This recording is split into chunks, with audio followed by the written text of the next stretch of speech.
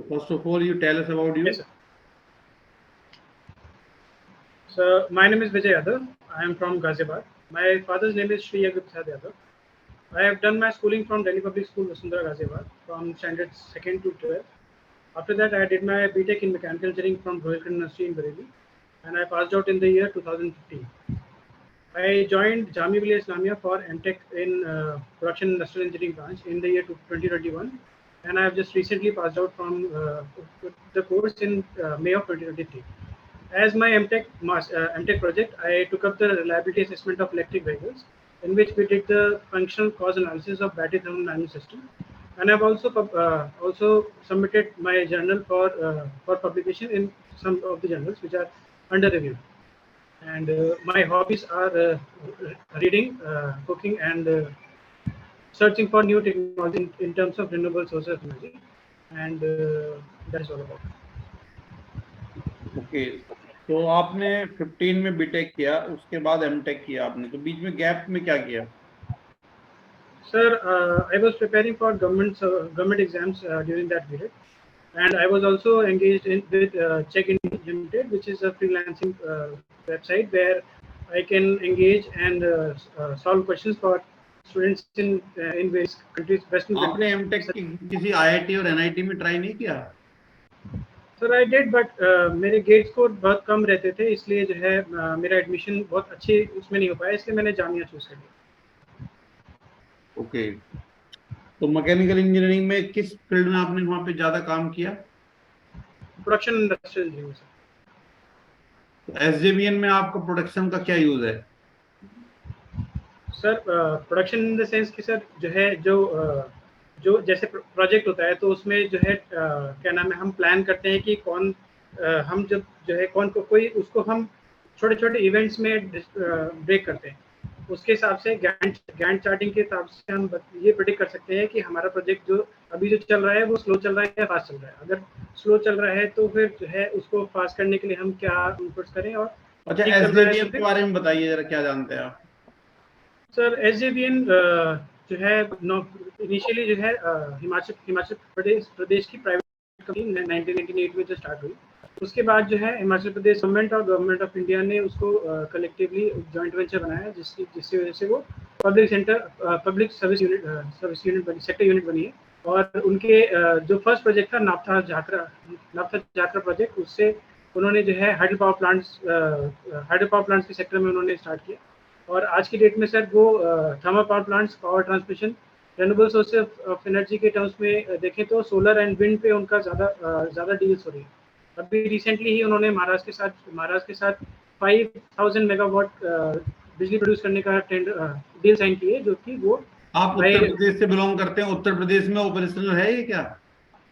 Yes sir, इनके कानपुर में भी जो है 700 मेगावाट का जो है इन्होंने सोलर प्लांट लगाने के लिए डेवलप कर रहे हैं। इंडिया से बाहर कहाँ पे काम करती है? इंडिया से बाहर सर भूटान में अभी इनके प्रोजेक्ट्स हैं एंड नेपाल में। ओके, तो आप अभी एसजेवीएन में ज्वाइन करोगे, आगे का क्या प्लान है आपका? As a long term career objective आप कहाँ देखते हैं अपने आप को? सर एज एन एसजेवीएन जब मैं ज्वाइन करूंगा तो as a field officer join करूंगा, लेकिन मैं चाहता हूं कि एक्सपीरियंस के साथ साथ मैं एसजेवीएन के साथ ग्रो करूं, और 3-4 साल के बाद जब मेरा एक्सपीरियंस ठीक ठाक हो जाए तो मैं कोई मैं एसजेवीएन के लिए कोई प्रोजेक्ट लीड करूं किसी इंडियन स्टेट्स के लिए या फिर किसी फॉरेन कंट्री में भी जहाँ पे इंडियन प्रोजेक्ट चलते हैं, एज इन हाइड्रो पावर या फिर सोलर या जो भी मुझे मिल सके। कुछ स्किल्स बताइए अपनी जो लगता है आपको कि सुटेबल हो सकते हैं जॉब के लिए। सर मैंने जैसे कि मैंने आपको अपने प्रोजेक्ट के बारे में बताया, हमने इलेक्ट्रिक व्हीकल के लिए रिलायबिलिटी एनालिसिस किया था। रिलायबिलिटी एनालिसिस में जो फंक्शनल कॉज एनालिसिस हमने किया था, उसमें जो है हम किसी भी एक कॉम्प्लेक्स मशीनरी को एक स्ट्रक्चर के फॉर्म में देखते हैं, और उसके बाद हर एक कंपोनेंट का फेलियर मोड्स और उसकी प्रोबेबिलिटीज निकालते हैं। उसके बाद जब हम उसका फॉल्ट एनालिसिस बनाते हैं, तो उसके बाद हम ये एक चैनल थ्रू देखते हैं कि हम किस तरीके से एक जो टॉप इवेंट है वो फेल कर सकता है। तो जब ये पूरा चार्ट कंप्लीट हो जाता है, तो हमारे पास एक पूरा मैप बन जाता है कि अगर हमें मेंटेनेंस या प्रेडिक्टिव मेंटेनेंस करनी होती है, तो अगर कोई पर्टिकुलर चीज़ फेल हुई है तो उसके फ्लो कैसे उसके कहाँ से क्या प्रोबेबिलिटी से वो फेल हुई हो सकती है, और हम स्पेसिफिकली उस चीज़ को जाके पहले से ही काउंटर कर सकते हैं। ओके, अच्छा, रिलायबिलिटी को डिफाइन कर सकते हो? Yes, sir. So reliability is the probability that a product or service will perform its intended function successfully in a given period of time without failing. और टाइम के साथ उसके परफॉर्म करने की प्रोबेबिलिटी पे कोई इफेक्ट आता है क्या? Sorry, sir, I couldn't hear you. Time के साथ उसके अच्छा परफॉर्म करने की प्रोबेबिलिटी पे कुछ चेंज आता है? Yes, sir.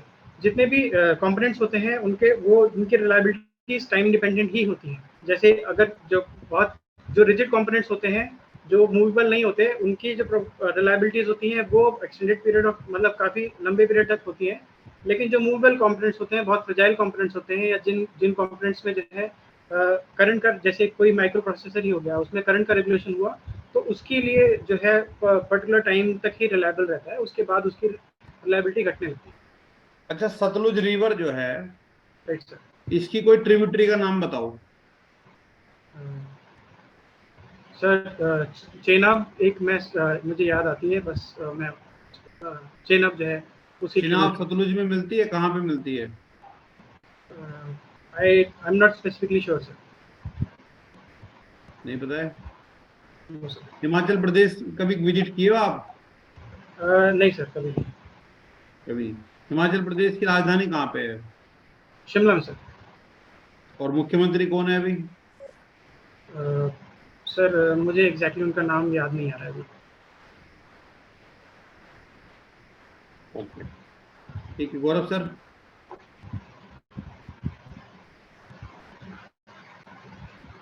हेलो विजय, कैसे हो? बढ़िया है सर, आप कैसे? Okay, so which subject you prepare for the technical? Sir thermodynamics, fluid mechanics and the likes. Thermodynamics, fluid mechanics and material science also, mechanics. Okay, let us assume I have a one pipeline and want to Right. deliver a water from a 2 kilometer, है ना? I have a one Right. pump that is called a centrifugal pump है एक मेरे पास, जिससे कि मैं एक pipeline मैंने बिछाई जो कि 2 किलोमीटर लंबी है और 5 मीटर का मैंने हेड मुझे टैंक के अंदर डिलीवर करना है। ठीक है, टैंक के अंदर भी एक हेड चाहिए होगा तभी डिलीवर हो पाएगा वाटर, वहां तक पहुंचाना ही खाली काम नहीं है ना। ओके, सर आपकी आवाज की। now my voice is audible? Yes sir. Okay, so मेरा क्वेश्चन ये है कि जैसे मेरी एक पाइपलाइन है मैंने बिछाई that is having a 2 kilometre length and I want to just deliver a water in a one tank which require a 5 meter of head. Right. Okay, so how much power of the pump we are just required? कैसे calculate करोगे power? Sir जैसे जिस point से हमें जो है start करना है और जिस पॉइंट पे डिलीवर करना है, उनके हाइट का हमें पता होगा। मैंने हाइट पे तो बात ही नहीं करी, मानो सेम हाइट पे तो पंप से डिलीवर कर रहा हूँ ना मैं तो। ठीक है सर, तो अगर जैसे हमें ये जो बर्नौली फॉर्मूला में जो फॉर्मूला होता है v²/2g, उसके हिसाब से हम वेलोसिटी निकालेंगे कि हमें पर्टिकुलर 5 मीटर के हेड के लिए कितनी वेलोसिटी हमें चाहिए होगी, उसके हिसाब से फिर हम जो है पंप पावर डिसाइड कर लेंगे। तो वेलोसिटी से भी पंप में क्या लेना देना पड़ेगा जब मैंने बोल दिया कि 5 मीटर का हेड चाहिए मुझे? राइट सर, उसके बारे में मैं जान नहीं पा रहा हूँ। कैसे निकालते हैं? How to design a pump? Pump कैसे डिजाइन करते हैं? अगर मुझे पंप निकालना है, आपको पंप जैसे एक सर्टेन हाइट के ऊपर पहुंचाना है, जैसे आपको अपने घर में पानी को डिलीवर करना है सेकंड फ्लोर पे जाके, तो आप कैसे पावर को डिसाइड करोगे?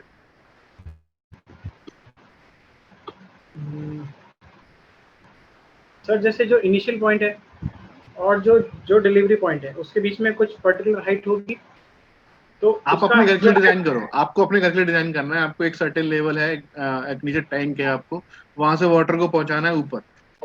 ठीक है, तो कितना पावर रिक्वायरमेंट होगा उसके लिए? मुझे छत पे 2 मंजिल पे जाके आपका पंप लगा हुआ टैंक के अंदर वाटर को सप्लाई करना है, कैसे design?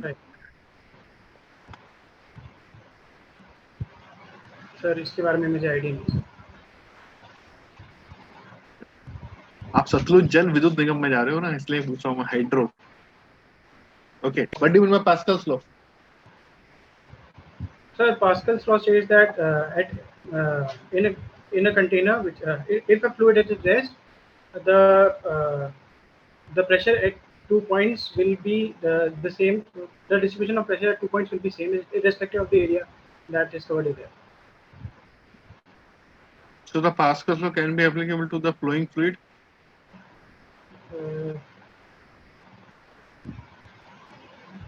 Yes sir, if there is no friction losses in the flowing fluid. तो कहाँ पर फ्रिक्शन लॉस नहीं होता किस फ्लूइड के केस में? जैसे सर अगर जैसे हम जो हाइड्रोलिक इक्विपमेंट्स होते हैं जैसे क्रेन और क्या नाम क्रेन्स खाली टोइंग वैन्स, उसमें जो लिफ्टिंग और पुशिंग के लिए जो हाइड्रोलिक सिलेंडर्स लगते हैं उसमें जो फ्रिक्शन लॉसेस बहुत कम होते हैं और उसमें पास्कल लॉ का जो है एप्लीकेशन है. Okay, okay. But even by Archimedes principle? Sir, Archimedes principle states that the amount of fluid that any object will displace when it is submerged in a fluid will be proportional to its density. Will be proportional to a distance. That is the Archimedes principle. Yes, sir.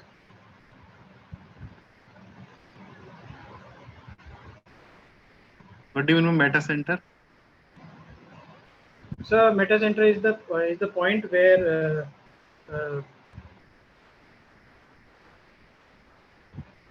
Recently कहीं job कर रहे हो क्या मुझे? नहीं sir, अभी तो नहीं कर. तो SJBN में एज अ डायरेक्ट GET जा रहे हो? Yes sir. Any experience required by the SJBN? No sir. Directly आपने रिटर्न निकाला है इसका? Yes sir. Okay.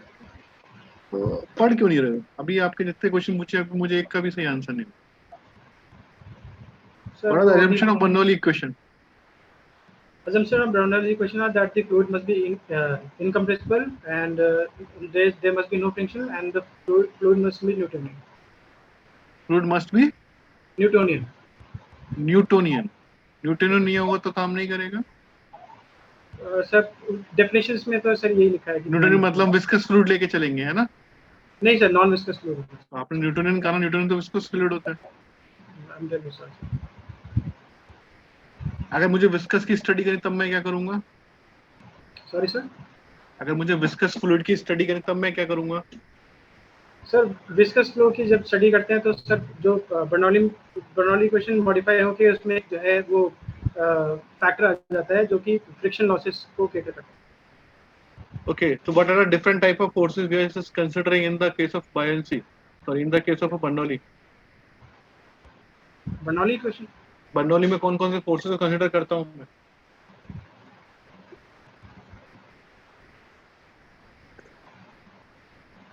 Sir gravitational forces को करते हैं.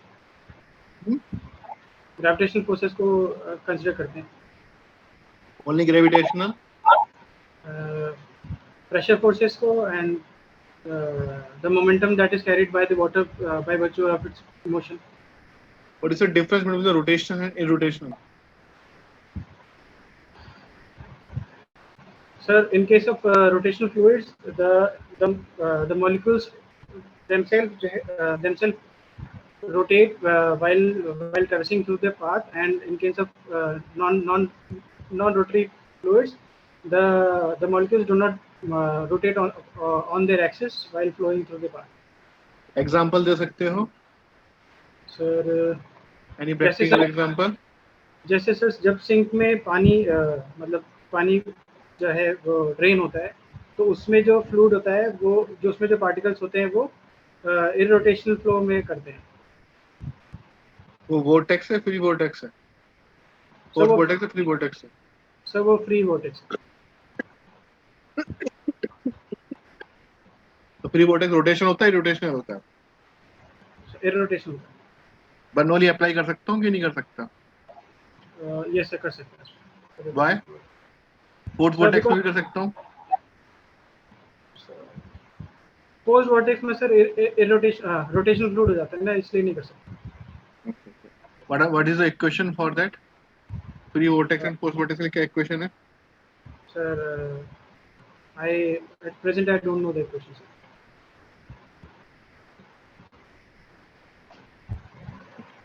I don't know the equation of impact of jet. Sorry sir? Impact of jet की equation याद है? Momentum equation जो लगाते हैं हम लोग, force. सर अभी क्लियरली नहीं याद है मुझे. सो विजय यादव, वो कब है इंटरव्यू आपका? 5th जुलाई सर। 5 जुलाई, आज 26 है। अब यस सर। सेकंड मॉक जब देना, जब सब्जेक्ट रिवाइज करो, ठीक है। आई जस्ट सजेस्ट यू कि मैंने जितने क्वेश्चन पूछे, more than 70% you are not giving the answers. Correctly answers नहीं है आपके मैक्सिमम, है ना। आधी चीजों के बारे में आपको पता ही नहीं है, बल्कि आप जब आप फ्लूइड से रिलेटेड चीजों में ज्यादा, एटलीस्ट आपको फ्लूइड वाला पार्ट तो अच्छा होना चाहिए ना। Right sir. एटलीस्ट आपको turbine, pump, centrifugal, reciprocating pump, ये सब तो बहुत ढंग से क्लियर होना चाहिए। इसमें तो आपको डाउट नहीं होना चाहिए। अगर आप जो उसी इंडस्ट्री में जा रहा है जो कि हाइड्रोलिक पे ही पूरा पूरा काम करती है, स्टिल आप नहीं पढ़ के जाओगे ना, तो आपकी जो मेहनत रिटर्न की ना, बर्बाद चली गई। ओके। यहाँ तक आए हो, थोड़ा मेहनत और करो, कीप गोइंग ऑन, जस्ट पढ़ते रहो अपना 2-3 दिन अच्छे से, फ्लूइड को बहुत अच्छे से पढ़ो, क्योंकि मोस्ट प्रोबेबिलिटी है कि आपको वो यहीं से पूछेंगे, इसलिए मैंने आपको थर्मल से क्वेश्चन नहीं पूछे, ठीक है। ओके सर मनीष सर, और ओवर टू यू। तो सर मेन सब्जेक्ट्स में और कौन से, जैसे फ्लूइड आप मैकेनिक्स, फ्लूइड हाइड्रोलिक? पढ़ो, फ्लूइड मैकेनिक्स, मशीन नहीं पढ़ो, थर्मल भी पढ़ सकते हो, थोड़ा बहुत सोम का पार्ट देख, ठीक है। यही ओके। थोड़ा फोकस कर दीजिए। Right sir, thank hello Vijay. You. Yes sir, good evening sir. तो विजय, आपने मटेरियल साइंस पढ़ा है, पंप का मटेरियल क्या होता है? सर कास्ट एल्यूमिनियम होता है सर। कास्ट आयरन का? एल्यूमिनियम। एल्यूमिनियम का? Yes sir.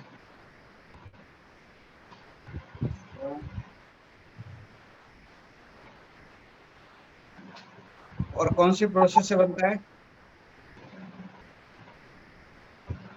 सर पंप का फैब्रिकेशन सर। हाँ, पंप किस प्रोसेस से बनता है? सर सेंट्रीफ्यूगल कास्ट करके भी आप बना सकते हैं उसको। सेंट्रीफ्यूगल कास्टिंग से बन जाएगा? ये सर अगर जो है, जो पंप है वो सेंट्रीफ्यूगल पंप हुआ तो उसके जो डायमेंशन होंगे बहुत सिमेट्रिक होंगे, उसको सेंट्रीफ्यूगल उससे कास्टिंग से बना सकते हैं। कौन सी सेंट्रीफ्यूगल कास्टिंग से आप बनाओगे? सर जिसमें मोल्टन मेटल डाल के सर सेंट्रीफ्यूज करते हैं। नहीं, कौन सी सेंट्रीफ्यूगल? सेंट्रीफ्यूगल कई सारी प्रोसेस है, उनमें से कौन सी प्रोसेस को आप यूज करोगे? सर अभी प्रेजेंटली नहीं समझ में आ रहा है। अच्छा,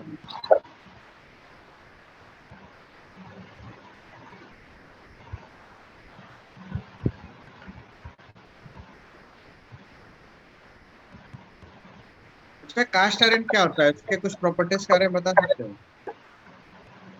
ये सर कास्ट आयरन में सर बेसिकली, अच्छा प्रॉपर्टीज पूछ रहे हैं सर आप? हाँ। सर कास्ट आयरन जो है एक ब्रिटल मेटल है, जो कि जिसमें वाइब्रेशन एब्जॉर्ब करने की बहुत अच्छी प्रॉपर्टी होती है, जिसकी वजह से उसको जितनी भी मशीनरीज होती हैं, जैसे लेथ मशीन हो गया, मिलिंग मशीन हो गया, और उनका जो बेड होता है उस पे उसको बनाने के लिए उनको कास्ट आयरन से ही बनाया जाता है। एंड यही उसका सबसे यूनिक फीचर है। और कास्ट आयरन में सबसे अच्छी उसकी वो जो प्रॉपर्टी वो है कि उसकी जो कंसंट्रेशन है, वो जो फेराइट की और जो दूसरा एलिमेंट होता है सीमेंटाइट की, उसका जो परसेंटेज है वेरी करके हम डिफरेंट स्ट्रेंथ और डिफरेंट प्रॉपर्टीज उसकी अटेन कर सकते हैं।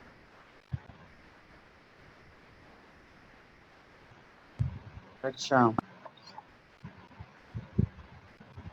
और स्टील को कैसे डिफाइन करोगे? सॉरी सर, आपकी आवाज नहीं है सर। स्टील को कैसे डिफाइन करोगे? हेलो।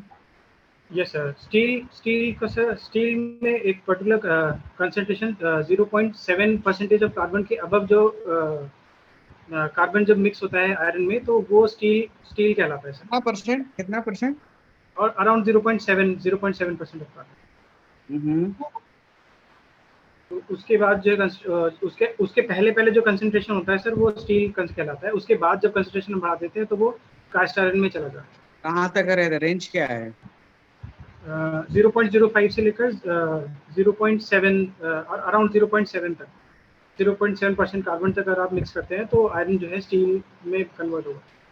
उसके बियॉन्ड जो है वो 0.75 के बाद वो कास्ट आयरन होता है।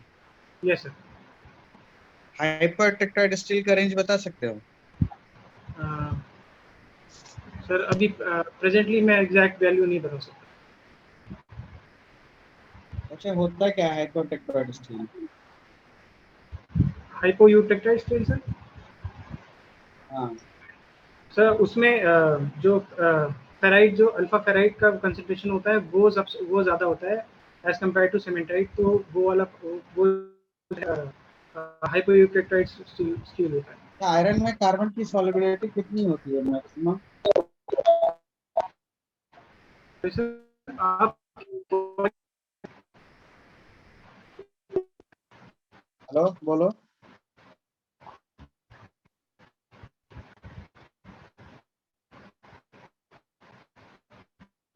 आवाज आ रही है मेरी, विजय?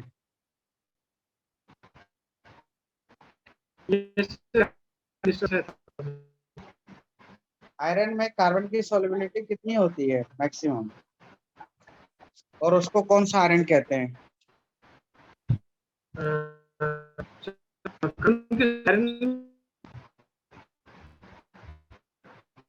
हेलो, हेलो, आवाज नहीं आ रही बालक आपकी। मेरी नहीं आ रही। हाँ, बताइए, आ रही है। कार्बन में, आयरन में कार्बन की मैक्सिमम सॉल्युबिलिटी कितने % होती है?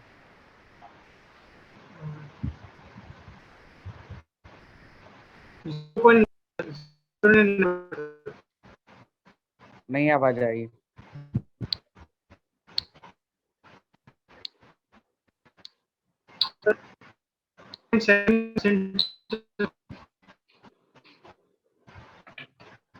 हेलो,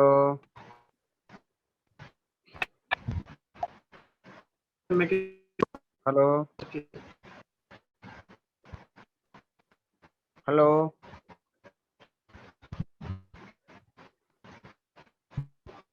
विजय?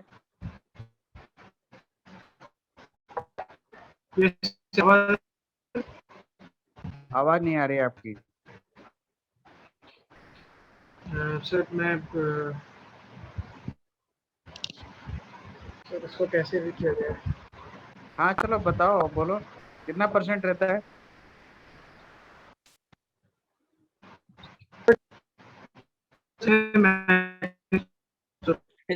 जब आंसर देते हो तभी आवाज नहीं आती, बाकी सब आवाज आती है।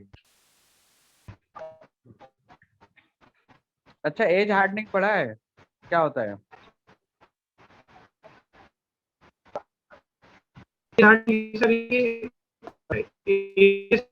से जो किसी भी मेटल जो डटके साथ है उसी हार्ड नहीं करते। नहीं आ रही आवाज, जरा सा भी नहीं है। चलो ठीक है विजय, मैं थोड़ा सा कंक्लूड कर देता हूँ। एक बार पहले प्रिपरेशन करो, है ना? अभी प्रिपरेशन आपकी है नहीं जिस लेवल की चाहिए। करेक्ट है। Okay sir. और जो पंप बना होता है वो कास्ट आयरन का बना होता है, राइट एल्यूमिनियम का सर। नहीं बना होता। एल्यूमिनियम के छोटे पंप ओके बनाए सर। जाते हैं। छोटे पंप मतलब राइट सर। जैसे कूलर में पंप लगता है, इन सारे इतने छोटे छोटे पंप। बाकी जो मोस्टली पंप है वो कास्ट आयरन के बनाए जाते हैं। करेक्ट है। और वो सेंट्रीफ्यूगल कास्टिंग से नहीं बनते, वो सैंड कास्टिंग से ही बनाए जाते हैं।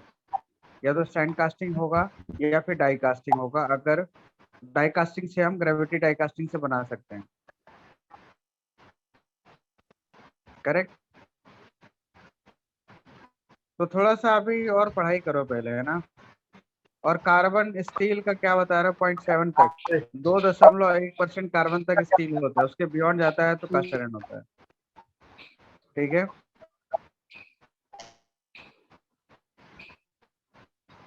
मेरी आवाज आ रही है?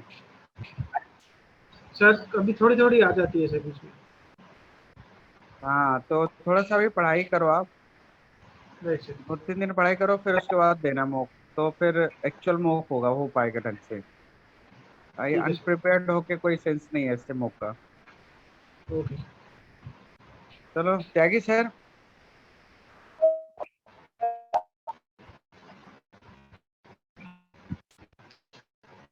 हेलो त्यागी सर,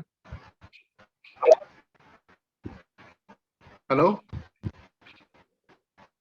हाँ करो सर, हाँ सर, कंक्लूड करें सर। बिल्कुल बिल्कुल sir. Okay Vijay, so all the best and just meet you after the preparation. Okay Vijay, okay, thank you. Yes, sir.